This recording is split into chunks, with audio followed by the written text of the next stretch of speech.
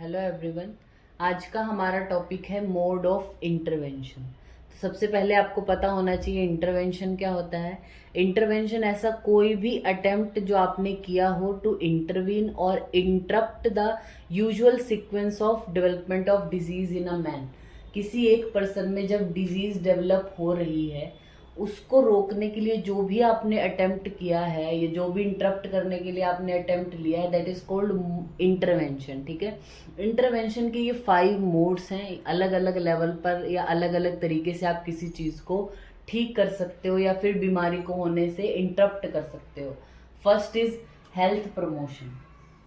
ठीक है। जैसे आप आयुर्वेद का जो सिद्धांत है वो देखोगे, ठीक है, या फिर क्या मेन मोटिव क्या है, स्वस्थ से स्वास्थ्य रक्षण। जो स्वस्थ है उसके स्वास्थ्य का रक्षण सबसे पहले करना है।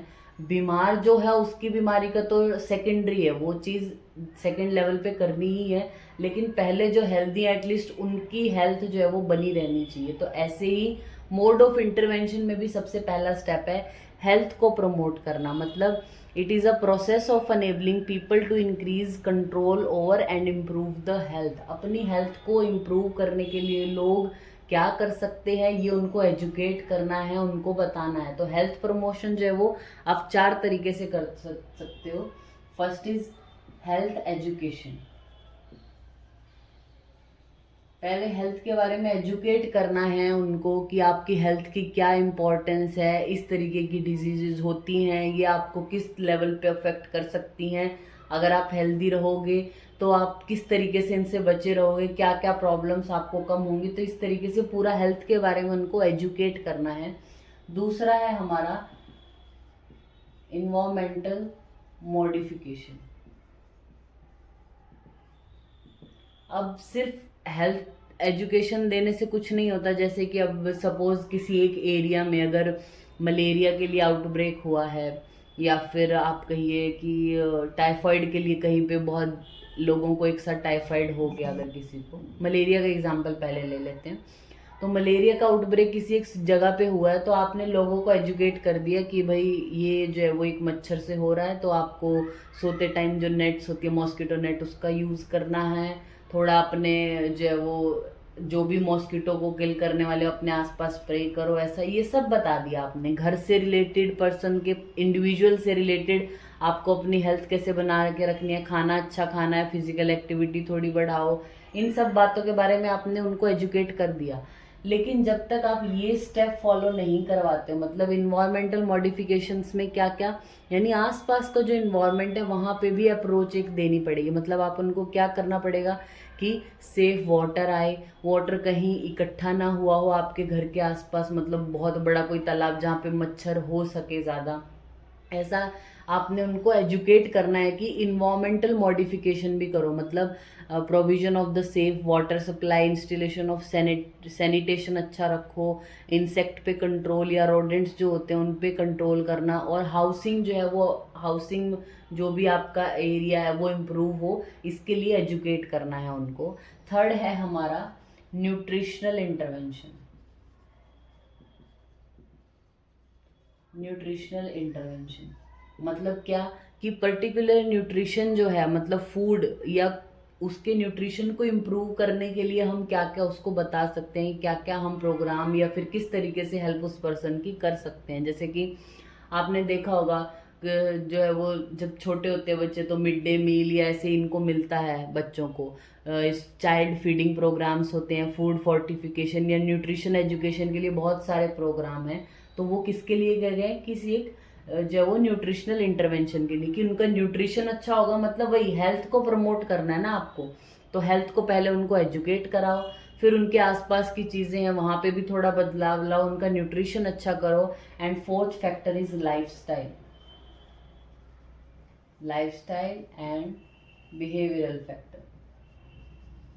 ठीक है। बिहेवियरल चेंजेस लाने या लाइफस्टाइल में चेंजेस लाना बहुत ज़रूरी है। किसी एक कम्युनिटी में अगर हमें हेल्थ मेंटेन करनी है तो वहाँ पे सिर्फ उसको एजुकेट कर दिया, बाहर से जो आसपास का वातावरण है उसको ठीक कर दिया, न्यूट्रिशन दे दिया, उससे नहीं है। अगर उसका लाइफस्टाइल वैसा ही रहा, उसका बिहेवियर अपने इन्वायरमेंट के प्रति वैसा ही रहा तो वो कुछ चेंज उसमें नहीं होने वाला है, ठीक है। अब हम बात करते हैं हमारा सेकंड पॉइंट जो मोड ऑफ इंटरवेंशन में, that is called specific protection देना। देखिए नाम से ही आपको क्लियर हो रहा है स्पेसिफिक प्रोटेक्शन। अब देखिए हेल्थ प्रमोशन में हमने क्या किया था, सभी को एजुकेट किया था, सभी को न्यूट्रिशन दिया था। इन्वायरमेंट में कुछ आप मॉडिफिकेशन करते हो तो वो सभी को मिलता है, ठीक है, उसका फायदा सभी को होगा। लेकिन स्पेसिफिक प्रोटेक्शन का मतलब क्या, कि जो एक पर्टिकुलर ग्रुप या फिर किसी एक पर्टिकुलर डिजीज के प्रति किसी को स्पेसिफिक प्रोटेक्शन देना। तो ये आपको कैसे मिल सकता है, पहला है हमारा इम्यूनाइजेशन। आप देखते हो बहुत सारे जो है वो इम्यूनाइजेशन प्रोग्राम जो है चलते हैं, तो उसमें अलग अलग जैसे बीसीजी का वैक्सीनेशन है, एमएमआर वैक्सीनेशन, पोलियो के लिए वैक्सीनेशन है, तो एक स्पेसिफिक डिजीज से बचने के लिए ही है ना। तो वो भी हमारा मोड ऑफ इंटरवेंशन में किसके अंडर आता है, स्पेसिफिक प्रोटेक्शन के अंडर। या फिर use of a specific nutrient, suppose किसी एक जगह पे नाइट ब्लाइंडनेस के केसेस बहुत हैं, ठीक है, तो उस स्पेसिफिक एरिया में आपने न्यूट्रिशनल में क्या भेजा कि विटामिन ए की उसको सप्लीमेंट्स दो, तो वहाँ पे आपको देखना है कि किस न्यूट्रिशनल जो है वो किस एक न्यूट्रिएंट की ज़रूरत है, तो वो वहाँ पे प्रोवाइड कराना है आपको। दूसरा है कीमो प्रोफाइलेक्सिस, मतलब ऐसी मेडिसिन प्रोवाइड कराना जो प्रोफाइलेक्सिस का काम करती है, यानी बीमारी को नहीं होने देंगी, किसी स्पेसिफिक डिजीज की यहाँ पे बात हो रही है, that is why it is called specific protection. उसके अलावा protection against the occupational hazards, occupational hazards के प्रति भी प्रोटेक्शन प्रोवाइड कराना है। जैसे कि अगर कोई पर्सन माइंस में काम कर रहा है तो ऑब्वियस है उसके लंग्स को अफेक्ट होगा ही होगा, तो उससे बचने के लिए जैसे उनको मास्क प्रोवाइड कराना, उनका डेली रूटीन में चेकअप होना, मतलब उनका जो वो मंथली या फिर साल में 1 या 2 बार उनका लंग्स एग्जामिनेशन करवाना, इस तरीके से जो भी है वो सारे स्पेसिफिक किसी एक डिजीज से बचने के लिए प्रोटेक्शन दिए जा रहे हैं।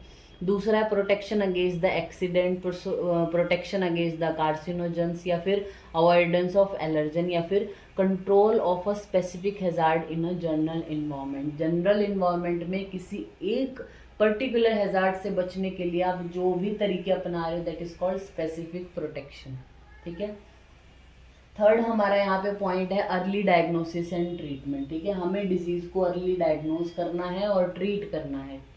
अभी जब हम जैसे आयुर्वेद में पढ़ते हैं, षट क्रिया काल है हमारे, संचय, प्रकोप, प्रसन, स्थान, संशय, व्यक्त अवस्था और भेद अवस्था, तो इनको सभी को पढ़ाया क्यों गया, ताकि हम डिजीज को जो है वो किस स्टेज में वो डायग्नोज कर पाएँ, और डायग्नोज कर लिया तो उसको वहीं पे रोक देना ताकि वो नेक्स्ट स्टेज में ना जाए। इसी तरीके से हमें इंटरवेंशन भी कैसे करनी है, एक तो हेल्थ जो हेल्दी है ऑलरेडी उसके हेल्थ को बनाए रखे उसको प्रमोशन देना है, पर्टिकुलर बीमारी अगर हो गई है तो उसको कैसे प्रोटेक्ट करना है, और अगर कोई बीमारी हो रही है तो उसको हमें अर्ली डायग्नोज और ट्रीट करना बहुत ज़रूरी है।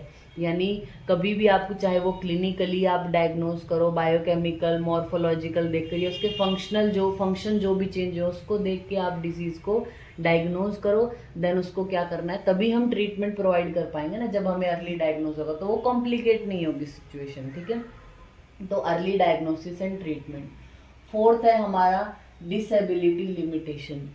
कोई भी बीमारी अगर किसी को हो गई, मतलब वो लेट पैथोजेनेटिक स्टेज में, इससे पहले जो हमने पढ़ा प्रिवेंशन के टाइप पढ़े हमने जैसे, यानी जब वो लेट स्टेज में आ गया, यानी जब टर्शरी प्रिवेंशन देने का काम है हमारा, टर्शरी प्रिवेंशन देने की बारी आ गई, मतलब डिसेबल हो ही गया है वो पर्सन अप्रॉक्सीमेटली, तो वहाँ पे हमें क्या करना है, उसको डिसेबिलिटी को थोड़ा लिमिट करना है, थोड़ा कम करना है, कैसे ज़्यादा से ज़्यादा काम वो पेशेंट कर पाए ऐसा हमें देखना है।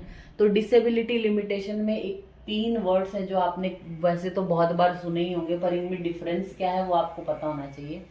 पहला है हमारा इम्पेयरमेंट, सेकंड है डिसेबिलिटी, और फोर्थ वर्ड आपने सुना होगा हैंडीकैप। इन वर्ड्स में कोई फर्क होता है तो क्या होता है ये आपको पता होना चाहिए। तो ये डिसेबिलिटी लिमिटेशन के अंडर आएगा। इम्पेयरमेंट क्या होती है, मतलब कोई भी लॉस या एबनॉर्मेलिटी जो फिजियोलॉजिकल हो, साइकोलॉजिकल हो, एनाटॉमिकल हो, किसी भी तरीके का जो है वो फंक्शन जो लॉस हो गया है, दैट इज कॉल्ड इम्पेयरमेंट। जैसे कि अगर कोई एक्सीडेंट होता है किसी का और उसमें उसका फुट लॉस हो जाए, मतलब पैर पूरा कट गया है, दैट ये जो पैर का लॉस होना है, या फिर किसी को आंखों का विजन चला गया है, या कोई मेंटली रिटार्डेड है पर्सन, तो उसको हम बोलेंगे इम्पेयरमेंट। ठीक है। डिसेबिलिटी क्या होता है?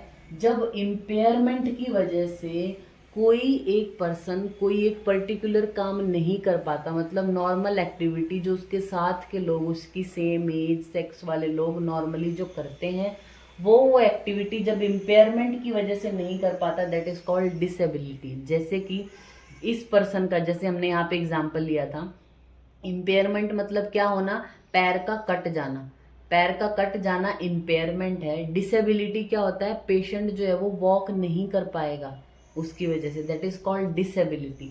अब आता है हैंडीकैप। हैंडीकैप का मतलब होता है कि उसको डिसएडवांटेज मिलना उस चीज़ का। कोई पर्सन, जैसे हमने यहाँ पे बात की, इसका एग्जांपल हम लेते हैं कि जैसे कोई एक पर्सन है, वो कंप्यूटर की शॉप रन करता है, या फिर वो किसी कंप्यूटर बहुत बड़ी एक कंपनी में काम करता है जहाँ पे उसको पूरा टाइम कंप्यूटर पे काम करना रहता है। ठीक है। अपने हाथों को चलाना रहता है। अब वो बाइक से जा रहा था, एक्सीडेंट हुआ, उसका राइट हैंड है वो जो कट गया। ठीक है। राइट हैंड उसका लॉस हो गया पूरा। तो राइट हैंड का लॉस होना, that is called impairment. Right hand impaired हो जाने की वजह से, कट जाने की वजह से, अब वो अपनी एक्टिविटी मतलब कंप्यूटर नहीं चला पाएगा जो उसके साथ के लोग शायद कर पा रहे हैं, that is called disability.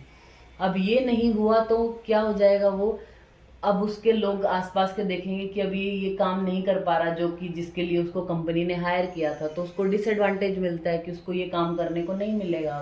That is called handicap. उसको अनएम्प्लॉयड कर देंगे, मतलब उसको उस नौकरी को छोड़ना पड़ेगा या कुछ और करना पड़ेगा, दैट इज कॉल्ड हैंडीकैप। तो ये तीनों चीज़ें अलग हैं, वो आपको समझना है। देन हमारा लास्ट फैक्टर आता है रिहैबिलिटेशन। रिहैबिलिटेशन का मतलब क्या हो गया? ये कंबाइंड और कोऑर्डिनेटेड यूज़ है मेडिकल, सोशल, एजुकेशनल, वोकेशनल सभी मेजर्स को। हमें अब क्या, देखिए, हेल्थ प्रमोट करने की कोशिश की थी हमने कि वो हेल्दी रहे, स्पेसिफिक प्रोटेक्शन भी दिया, लेकिन बीमारी तो हो गई, बीमारी को अर्ली डायग्नोज भी किया, ट्रीटमेंट भी दिया, फिर डिसेबिलिटी भी हो गई। डिसेबिलिटी हो जाने के बाद, जैसे हम इसी हैंडीकैप का एग्जांपल ले लेते हैं कि अब वो काम नहीं कर पा रहा है, तो ऐसे तो वो मेंटली भी डिप्रेस हो जाएगा कि मैं जो काम कर रहा था वो हो ही नहीं रहा है। ठीक है। और हाथ से तो वो परेशान हो ही रहा है क्योंकि उसका हाथ वो अपनी नॉर्मल एक्टिविटीज कर नहीं पा रहा है। तो रिहैबिलिटेशन का मतलब क्या होता है कि जो ऑलरेडी डिसेबल्ड हैं या जो ऑलरेडी इम्पेयर्ड हैं, हैंडीकैप्ड पर्सन हैं, उनको मेडिकली, साइकोलॉजिकली, सोशली हर तरीके से हमें सपोर्ट प्रोवाइड करना है ताकि वो अपना मैक्सिमम एफर्ट या मैक्सिमम चीज़ें रहते हुए कर सके, उनको किसी की ज़रूरत ना पड़े। जैसे हमने हाथ कटने वाला यहाँ पे एग्जाम्पल लिया था। अब ये कंप्यूटर नहीं चला सकता है, लेकिन हमने सपोज करो उसको एक आर्टिफिशियल जो हैंड होता है वैसा कुछ लगा दिया, ठीक है, तो वो कर पा रहा है, वो भी रिहेबिलिटेशन में आएगा। या दूसरा, अगर वो हैंडीकैप हो गया है और वो अफोर्ड भी नहीं कर सकता कि उसको हम ऐसा आर्टिफिशियल हैंड लगवाएं, तो हमने क्या किया, उसको कुछ ऐसा काम दे दिया जहाँ पे उसको कंप्यूटर पे काम नहीं करना है, लेकिन अपना माइंड से या कैसी स्किल से किसी को और को गाइड करना है और वो करेगा। तो आपने क्या किया, ये जो डिसेबल्ड, इम्पेयर्ड या हैंडीकैप्ड पर्सन था, आपने इसकी एफिशिएंसी को यूज़ किया। इसका क्या होगा, इसका अंदर से मॉरल भी बढ़ेगा कि नहीं मैं कुछ कर सकता हूँ। तो हर तरीके से, मतलब साइकोलॉजिकली भी, फिजियोलॉजिकली भी, फिजिकल, मेडिकल, हर तरीके से आपने इसको क्या किया, अच्छा करने के लिए जो भी आप मेजर करते हो वो रिहेबिलिटेशन में आता है। तो रिहेबिलिटेशन हमारी जो है वो मेडिकल रिहेबिलिटेशन भी होती है, मतलब फंक्शन को रिस्टोर करने के लिए जो आप करते हो। वोकेशनल भी हो सकती है, मतलब वो अर्न कर सके कुछ अपनी जीवन चलाने के लिए, ऐसा आपको कुछ और करके देना है इसको। सोशल रिहेबिलिटेशन भी होती है, मतलब उसके फैमिली वालों को भी थोड़ा हमें एजुकेट करना है कि अगर कोई ऐसा इम्पेयर्ड, हैंडीकैप्ड पर्सन उनके साथ है तो उसके साथ कैसे बिहेव करना है, कैसे उनसे बात करनी है, सोशल रिलेशनशिप्स उनके बनवाना, उनके फ्रेंड्स सबको एजुकेट करना। एंड देन आता है साइकोलॉजिकल रिहेबिलिटेशन में वो जो हैंडीकैप्ड पर्सन है, डिसेबल्ड पर्सन है, उसकी ही पर्सनल डिग्निटी, उसके कॉन्फिडेंस को बूस्ट करना है। तो ये सारी चीज़ें आएंगी हमारा रिहेबिलिटेशन में। तो मोड ऑफ इंटरवेंशन क्या, इंटरवेंशन का मतलब क्या, कोई भी आप मेजर जो डिजीज पैथोलॉजी को रोकने के लिए ले रहे हो, दैट इज कॉल्ड इंटरवेंशन।